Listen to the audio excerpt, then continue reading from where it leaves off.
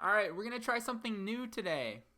We are going to do a little bit of a CKL plays for Commander 1v1 so that you can get a feel for this format if you're maybe considering playing Commander or just giving it a shot. I mentioned doing this on the cast with Brawl or Brea, but I'm going to do Sidar and Tymna because it's a deck that I'm having much more fun with than some of the really kind of spiky combo-y decks. This one is more of like a Hate Bears deck, like sort of a mid-rangey deck. It plays a lot of creatures, which is good news, and a lot of those other decks don't necessarily do so. They're very spell-based and very counterspell heavy decks. Tymna and Sidar, which you can see in the side of my overlay here, I decided not to put the deck list in because when you have a 100-card singleton format, it's awfully hard to fit in the tiny little box I've created for myself. Are two partner generals that work really well together in an Abzan shell because they give you just about everything you want for a creature deck. And they happen to be right on curve with one another. So this deck plays nearly all creatures that have power and toughness 2 or less so that Sidar can make them unblockable. I guess power is really the only thing that matters. Because Sidar says when creatures your opponents control without flying or reach can't block creatures with power 2 or less. So he basically is going to allow you to alpha strike once you've accumulated a critical mass with all your guys. Now, Tymna is functionally like a Phyrexian Arena that you can put into play on turn 3 and has lifelink, so there's a little added incentive to that. So when you're down on life, you can play Tymna and then play Sidar, and Tymna can get in on block too. Now, Tymna needs to be played during the pre-combat main phase because that triggers at the beginning of your post-combat main phase. Her ability does, I should say. So when you've attacked, and you can only get this on one opponent in 1v1 obviously, but paying 1 life to draw 1 card is just fine in this format. Phyrexian Arena is like a $5 card. It's a heavily played card in black decks. Tymna is a great general. Basically have access to that card during every game is pretty incredible, and we really want to be drawing cards in these colors. Alright, so I'm going to shrink those down and we're going to go on now to the core of the deck. Now my land base is not extremely optimized. I've got all of my duels here, Scrubland, Savannah, and where's my last one here, Bayou. But I do not have all the fetches. I need to get like Verdant Catacombs and things like that. But if you don't have all the fetches, it's not really the end of the world because the dual lands are actually pretty cheap online. And if you were to play like Bloodstained Mire and like Flooded Strand, they can pretty much get whatever fetches you need, and you're in business. Cards like Horizon Canopy are not typical to this deck. This is a really expensive land, I know. But I decided to run a Knight of the Reliquary package because I'm just kind of infatuated with Knight of the Reliquary right now. So I am running that. Now, with that in mind, I probably should have Wasteland in here. I'm going to try to work that into the deck as well. I don't currently have a Wasteland, but that's one that I'd probably like to run in this at some point or another. Okay, now we're going on here. Basically, in Commander, as I mentioned on the cast, you've really got to be running cards that cost 3 CMC or less. The format is really, really fast. So we're going to prioritize any removal spells that are cheap, 2 mana or less. So all of the big flashy removal spells that cost more and do more really aren't good enough for this format because you've got to be even more aggressive than that. So we're playing cards like Oust is a really good one. Put target creature on top of its owner's library second from top. Its controller gains 3 life. Especially when you can oust a creature when they have like a fetch land in play or something that's going to cause them to shuffle their library. Obviously, Swords to Plowshares is a great one. We're going to want to play that. Now, Path isn't in this deck because we don't want to be advancing their land count, particularly when we are going to be trying to tax them with cards like Thalia and Vryn's Wingmare and things like that. Okay, that's kind of our plan. Now, we play a lot of elves, and just about every green deck in this format does. We play a lot of these Mana-Dark elves, these 1-mana elves. You got Abyssin's Pilgrim, Elves of Deep Shadow, Fyndhorn Elves, Llanowar Elves. You can even play Elvish Mystic or Arbor Elf in the deck if you wanted to.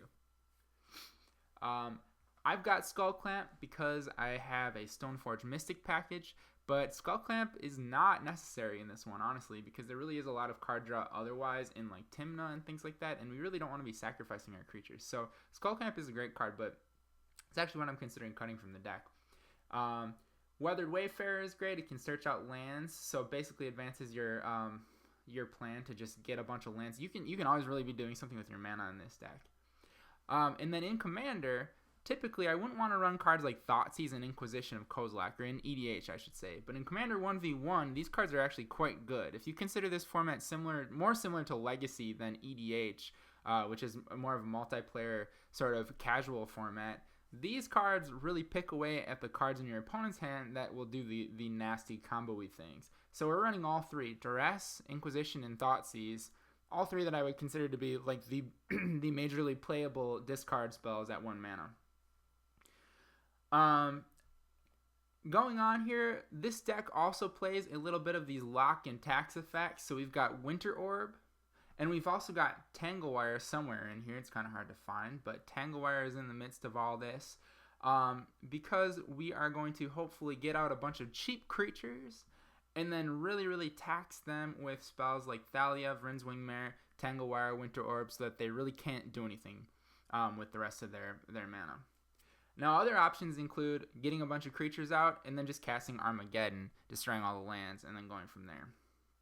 I'm trying Cast Out because, I don't know, I cut one card recently and I decided I'd give Cast Out a shot. I think this is maybe on the top of the playable cards as far as like mana cost goes. Cast Out costs quite a bit for this deck and is a non-creature card, so it's going to be taxed by Vryn Wingmare and Thalia. But I figured we'll give it a shot because it does have the cycle cost, so it's easy to pitch. I can't remember what I cut to put that in. I think it was Spirit of the Labyrinth. Spirit of the Labyrinth was really tough for us because I didn't want to go Spirit of the Labyrinth on 2 and then Tymna on 3 because that basically cancels out your own draw. We're playing cards like Chainer's Edict to deal with Emrakul. Emrakul is a big combo piece in like the Baral decks, but notably the instant speed Edict is a better effect than this one. We're really not going to get to 7 mana, so the flashback's not a big deal. I just don't have the demonic or diabolic Edict or whatever the instant speed one is. That's probably a better choice. I need to switch that out eventually. Also, Devour Flesh is great. Now let's see here. Other options for dealing with Emrakul include Fiend Hunter, which I do have in the deck. And Palace Jailer is one of the really great cards you can play from the Conspiracy set that does some really awesome things in this due to the lack of Monarch cards that get played in Commander. So Palace Jailer comes into play, it exiles a creature, and then it makes you the Monarch. So it's another Phyrexian Arena type effect that is really hard for your opponent to steal from you when you play this majorly, this like heavy creature deck versus what is typically not a creature format. So you'll be the Monarch for quite a while unless your opponent is attacking you with a flyer. We don't have a lot of flyers to deal with that problem. So as you see here, there are just a lot of value creatures and creatures that do things that basically deal with problems. And almost all of them are 1 and 2 power, so they're going to get in there. We've got cards like Brain Maggot and Mesmeric Fiend for more discard and more targeted discard from their hand. We've got cards like Voice of Resurgence and Grand Abolisher to deal with blue and kind of control-y decks to intercept permission cards. We have got Leonin Arbiter, which is kind of an interesting card for a commander set or a commander deck. But when you're, like I said, when you're dealing with a really competitive format where people are really maximizing their decks, they're going to be playing a lot of fetch lands, they're going to be playing a lot of search effects, tutor effects. And so Leonin Arbiter happens to be really great. Now, notably, we have a lot of those ourselves in this deck, and just merely being in control of when this card comes down is a big deal. Hi, Scout. All right. So we're gonna run this through a few games. I don't think there's too much to explain. I mean, I can go on for hours with what every card does, but I think that that aside from the fact that we are playing lots of small creatures, lots of cheap spells, and a Knight of the Reliquary package here in order to kind of get to a lot of sort of utility lands. That's the basis for this deck. So you'll see it play out in just a moment here. Stay tuned.